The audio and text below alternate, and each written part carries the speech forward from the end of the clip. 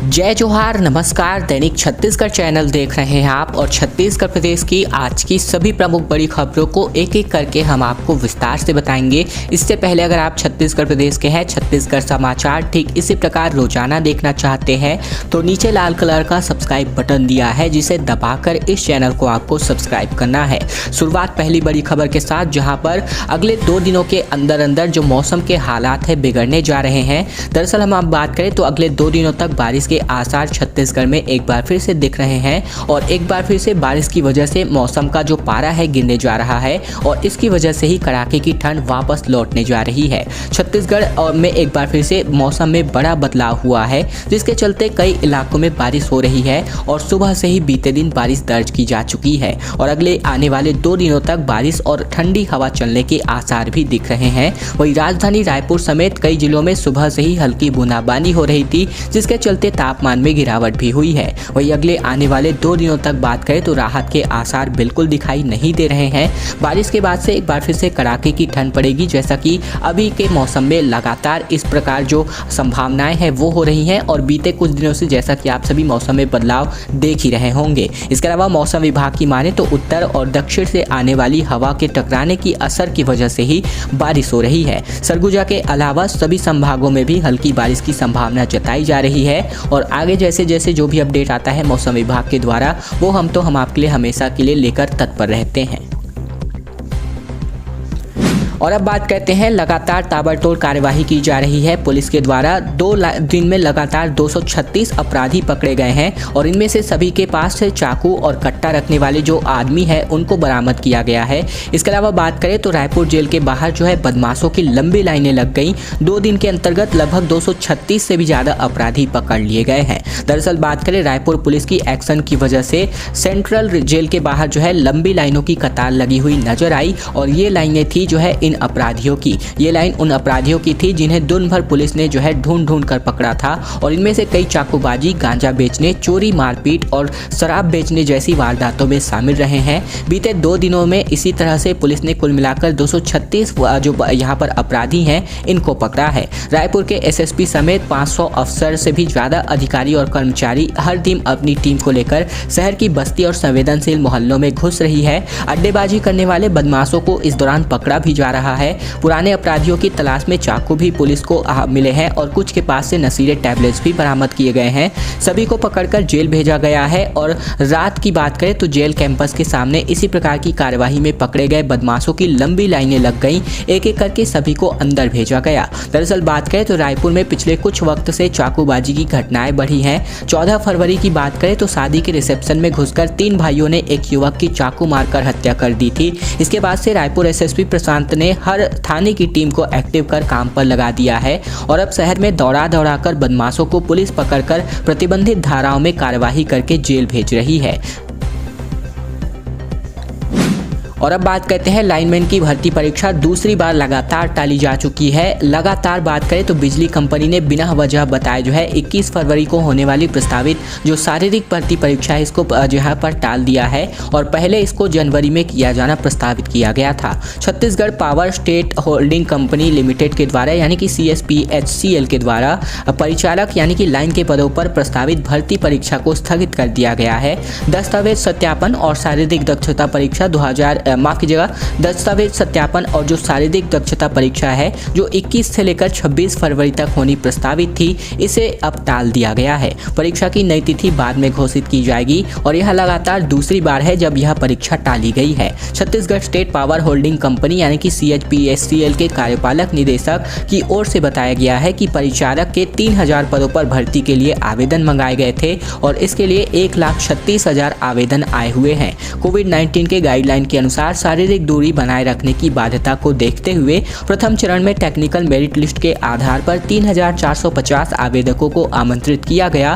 प्रथम चरण की शारीरिक दक्षता परीक्षा 21 से 26 फरवरी तक रायपुर, दुर्ग, बिलासपुर, राजनांदगांव व रायगढ़ तथा जगदलपुर एवं अंबिकापुर में होनी प्रस्तावित थी, जबकि बताया गया कि प्रशासनिक कारणों की वजह से शारीरिक दक्षता परीक्षा स्थगित कर दी गई है। इस परीक्षा की नई तारीख आगामी दिनों में घोषित कर दी जाएगी। इससे पहले भी इस परीक्षा की तारीख 18 जनवरी से तय हुई थी और कोरोना की तीसरी लहर की वजह से उसे भी टाल दिया गया था। अब बात करते हैं स्कूलों की परीक्षा पर लगातार कंफ्यूजन हो रहा है और इसकी वजह से असिस्टेंट डायरेक्टर बोले कि केवल बोर्ड की परीक्षाएं ही ऑफलाइन होंगी। सुबह प्रमुख सचिव ने ऐसे किसी आदेश से इनकार कर दिया था।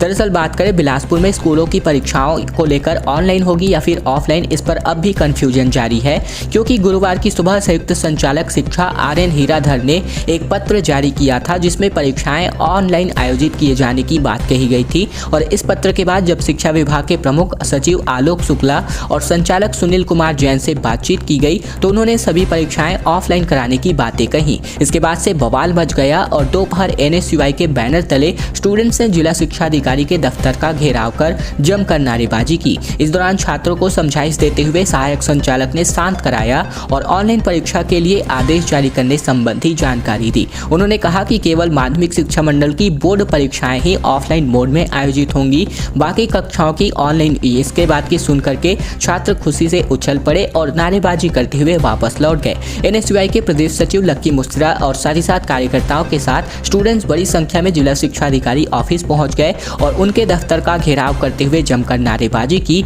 और कहा कि जैसी शिक्षा वैसी परीक्षा की मांग करने लगे। छात्रों ने हंगामे और नारेबाजी को देखते हुए शिक्षा विभाग के सहायक संचालक अजय कौशिक स्टूडेंट से मिले बाहर आए और इस दौरान उन्होंने छात्रों को शांत कराया और ऑनलाइन मोड में परीक्षाएं लेने संबंधी जानकारी दी। उन्होंने बताया कि संयुक्त संचालक ने ऑनलाइन परीक्षा के लिए आदेश जारी कर दिया है।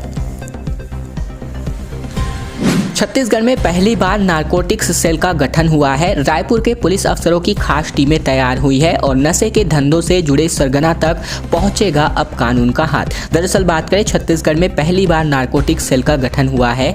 नारकोटिक्स सेल जो कि नशे के खिलाफ ताबड़तोड़ कार्यवाही करती है। रायपुर पुलिस की एक स्पेशल टीम तैयार की गई है जो नशे के अवैध धंधों के खिलाफ काम करेगी। तस्करी और अवैध तरीके से नशीले टैबलेट्स, गांजा, चरस, ड्रग्स और हीरोइन जैसे केसेस पर इस प्रकार की स्पेशल टीम का खास निगाह होगा। दरअसल बात करें तो गुरुवार को इसे लेकर रायपुर के SSP प्रशांत अग्रवाल ने एक आदेश जारी कर दिया है जिसमें 8 अफसरों को सम्मिलित किया गया है। दरअसल हम आपको बता दें कि SSP प्रशांत अग्रवाल के मुताबिक दी गई जानकारी के अनुसार नारकोटिक्स सेल खासतौर पर इंटेलिजेंट बेस्ड ऑपरेशंस को अंजाम देगी। नशे के अवैध धंधों पर नकेल कसने के लिए तस्करों को पकड़ने के अलावा इस बात की भी गहन जांच की जाएगी कि तस्करी में आने वाले नशे का सामान किसे भेजा जा रहा था और कौन इसे भेज रहा था। छत्तीसगढ़ में खाद्य संकट के बीच एक महत्वपूर्ण खबर आ रही है कि महिला समूहों ने लिक्विड खाद इजाद किया है। दुर्ग भिलाई में यूरिया और DAP की किल्लत का विकल्प तलाशा है। 5000 लीटर का ऑर्डर भी इनको मिल चुका है। दरअसल बात करें दुर्ग जिले में अब किसानों को यूरिया और DAP जैसे रासायनिक खाद की किल्लत का सामना नहीं करना पड़ेगा। धमधा विकासखंड के ग्राम जाता घर्रा एवं भाटा कोकड़ी की महिला समूहों ने तरल जीवामृत खाद का प्रोडक्शन शुरू किया है। इस जीवामृत खाद को यूरिया और अन्य रासायनिक खाद के विकल्प के रूप में देखा जा रहा है। जीवामृत खाद बनाने के लिए सौर ऊर्जा से संचालित अनोखी मशीन का उपयोग भी किया जा रहा है। विकासखंड परियोजना प्रबंधक जो सागर पंसारी है, इनके मुताबिक जीवामृत खाद का उपयोग करने से यूरिया एवं अन्य रासायनिक उर्वरक का फसल में छिड़काव करने की जरूरत नहीं पड़ेगी। यह फसल की प्रतिरोधक शक्ति को बढ़ाता है और यह मिट्टी और सेहत दोनों के लिए लाभदायक है। इसके उपयोग से किसानों के खेत रसायन और जहर मुक्त हो जाएंगे। वहीं केचुआ एवं जीवाणु बैक्टीरिया युक्त खेत तैयार होगा। रासायनिक कीटनाशकों की जरूरतें भी खत्म होंगी और इसमें श्रम की भी बचत होगी। जीवामृत खाद एवं कीट नियंत्रक से उत्पादित जो उपज है वो जहर मुक्त होगी और इससे सब्जियों की ऊंची कीमत भी मिलेगी। और ऐसे बीच में ये खबर आ रही है जहां पर खाद संकट हो रहा है, एक तरफ जहां पर किसानों को खाद के लिए धक्का मुक्की करना पड़ रहा है और दूसरी तरफ इस वक्त इस प्रकार की खबर आना जो अपने आप में बहुत अच्छी खबर है।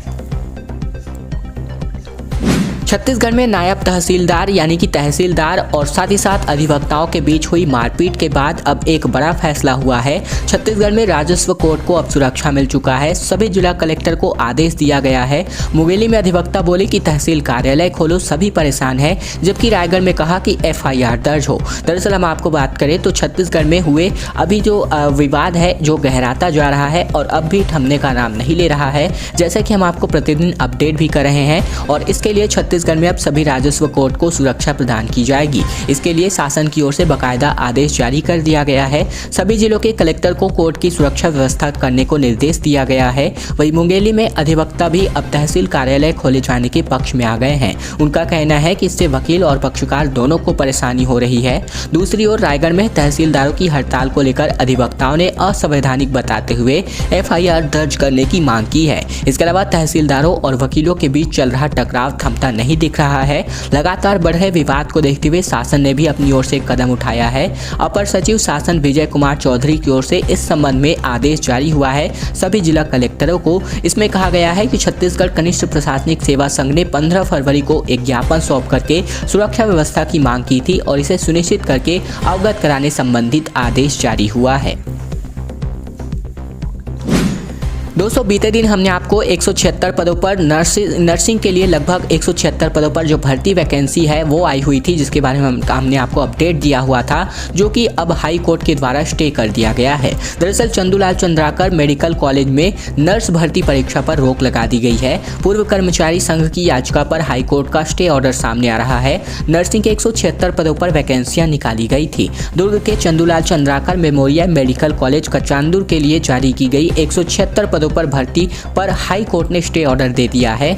इस भर्ती संबंध के खिलाफ जन स्वास्थ्य कर्मचारी union Chandulal Chandrakar memorial medical college कर्मचारी संघ ने याचिका लगाई थी। संघ की वकील प्रियंका शुक्ला के मुताबिक भर्ती पर रोक लगाने के लिए स्टे ऑर्डर दे दिया गया है। वहीं संघ के पदाधिकारियों के मुताबिक सीएम मेडिकल कॉलेज का सरकारी अधिग्रहण के बाद से यहां से निकाले गए पूर्व कर्मचारी लगातार आंदोलन कर रहे हैं और इन्होंने इससे पहले शांतिपूर्ण तरीके से लड़ाई लड़ी। जब इनकी नहीं सुनी गई तो उन्होंने न्यायालय का दरवाजा खटखटाया और हाई कोर्ट ने गुरुवार को जो फैसला दिया है उसे लेकर आंदोलनरत कर्मचारियों में काफी खुशी है। उन्होंने इस फैसले का स्वागत करते हुए इसे अपनी जीत के लिए मील का पत्थर बताया है। अब एक महत्वपूर्ण खबर के बारे में बात करें, जहां पर रायपुर के कुम्हारी में 1500 साल पुराने नृसिंह के यहां पर मूर्ति जो है प्राप्त हुए हैं। तालाब से योग मुद्रा में भगवान नृसिंह की जो यहां पर प्रतिमा है वो प्राप्त हुई है। गुप्तकालीन मिट्टी के पात्र भी यहां से प्राप्त हुए हैं। दरअसल बात करें रायपुर जिले के कुम्हारी गाँव से एक तालाब से भगवान नृसिंह की एक जो यहाँ पर दुर्लभ प्रतिमा है प्राप्त हुई है। लाल बलुआ पत्थर से बनी यह प्रतिमा योग मुद्रा में बनी हुई है, जैसा कि आप सभी चित्र के माध्यम से देख रहे हैं। वही यह इसे बात के लिए दुर्लभ बना रही है। और बता दें पुरातात्विक अधिकारी के मुताबिक इसके 4वीं या फिर 5वीं शताब्दी के होने का अनुमान लगा रहे हैं। पुरातत्व विभाग इस प्रतिमा को रायपुर के महंत घासीदास संग्रहालय लाया गया है। बताया गया कि 15 फरवरी को आरंग के कुम्हारी गांव में एक तालाब की खुदाई का काम हो रहा था और सरपंच तेजराम साहू ने बताया कि बस्ती के उत्तर में बगधरा नामक देवस्थल के पास स्थित भाटा जमीन पर ग्राम पंचायत तालाब बनवा रही है और यह काम मनरेगा के तहत हो रहा था और इसी दौरान यह मूर्ति जो है प्राप्त हुई है। बाद में इसे पंचायत भवन में रखा गया और बाद में पुरातत्व विशेषज्ञ की अगुवाई में एक दल जो है कुमरी पहुंचा और यहाँ पर टीम है इन्होंने इस स्थल का मुआवना जो है किया है और निरीक्षण के दौरान वहां गुप्तकालीन पात्र परंपरा के मिट्टी के बर्तन भी प्राप्त हुए हैं। चुनावी दौरे से जो यहाँ पर मुख्यमंत्री भूपेश बघेल हैं वापस लौट चुके हैं। मुख्यमंत्री भूपेश बघेल ने कहा कि सभी जगह से बीजेपी जा रही है, काठ की हांडी बार बार नहीं चढ़ती है। दरअसल हम आपको बात करें तो छत्तीसगढ़ के मुख्यमंत्री भूपेश बघेल ने चुनावी राज्यों में भाजपा की हार का दावा किया है। उन्होंने कहा कि गोवा, उत्तराखंड, उत्तर प्रदेश सभी जगहों से भाजपा जा रही है। उत्तर प्रदेश में अमित शाह जी ने योगी को निपटा दिया। पहले 2 चरणों में यहाँ पर मतदान से बाद अब स्पष्ट हो गया है। मुख्यमंत्री भूपेश बघेल उत्तर प्रदेश और पंजाब के 5 दिनों के चुनावी दौरे से लौटकर प्रेस से चर्चा कर रहे थे। चुनाव संबंधित एक सवाल पर उन्होंने कहा कि एक बात तो तय है कि भारतीय जनता पार्टी सभी जगहों से जा रही है। गोवा, उत्तराखंड, पंजाब एवं उसका कुछ नहीं है। इसके अलावा उत्तर प्रदेश में भी जा रही है। मुख्यमंत्री ने आगे कहा कि भाजपा के पास धर्मांतरण और सांप्रदायिकता के अलावा कोई मुद्दा ही नहीं है। अब काठ की हांडी बार बार नहीं चढ़ती है। ये सभी बातें इन्होंने कही हुई है। इसके अलावा बीते 4 दिनों से उन्होंने उत्तर प्रदेश में ही प्रचार किया है और 12 फरवरी को रायपुर से सीधे कानपुर के लिए मुख्यमंत्री रवाना हुए थे। आज की अंतिम बड़ी खबर आ रही है, जहां पर 25 दिन पहले दर्जनों वाहनों को फूका और इसका वीडियो आज जारी कर दिया गया है नक्सलियों के द्वारा। और इन्होंने कहा कि हम ऐसे मचाते हैं तांडव, जंगल में कायम रहे हमारा खौफ। दरअसल बता दें कि इस वीडियो के माध्यम से आपको जो है आवाज़ सुनाई दे सकता है, हालांकि वो आवाज़ हमने आपको नहीं सुनाया। नक्सली कौन है, क्यों है, ये विषय बेहद जटिल है। पश्चिम बंगाल के नक्सलबाड़ी से उपजे इस परजीवी अमरबेल ने बहुत कहर ढाए हैं और छत्तीसगढ़ के बस्तर के जंगल का भी एक एक पत्ता इसके आतंक और तांडव का साक्षी है। वैसे भी नक्सल समस्या सिर्फ परजीवी अमरबेल नहीं रहा, बल्कि वर्तमान परिक्षेप में जो है नक्सल समस्या गहरे अंधेरे कुएं जैसा साबित हो रहा है। और नक्सलियों ने अपने तांडव का एक वीडियो जारी किया है और ये वीडियो जैसा कि आप सभी देख सकते हैं। दोस्तों, आज की खबरों का सिलसिला बस यहीं तक का था। वीडियो अगर आपको पसंद आए तो इस वीडियो के नीचे लाइक बटन है, जिसे दबाकर इस वीडियो को आपको बहुत ही छोटा सा लाइक कर देना है। नीचे लाल कलर का सब्सक्राइब बटन भी दिया है, जिसे दबाकर इस चैनल को आपको सब्सक्राइब करना है, ताकि प्रतिदिन की महत्वपूर्ण खबरें, छत्तीसगढ़ के समाचार बिना किसी रुकावट रोजाना हम आप तक पहुंचा सके। तो चैनल को सब्सक्राइब करने का बहुत ही छोटा सा काम आप लोगों को जरूर से कर लेना है।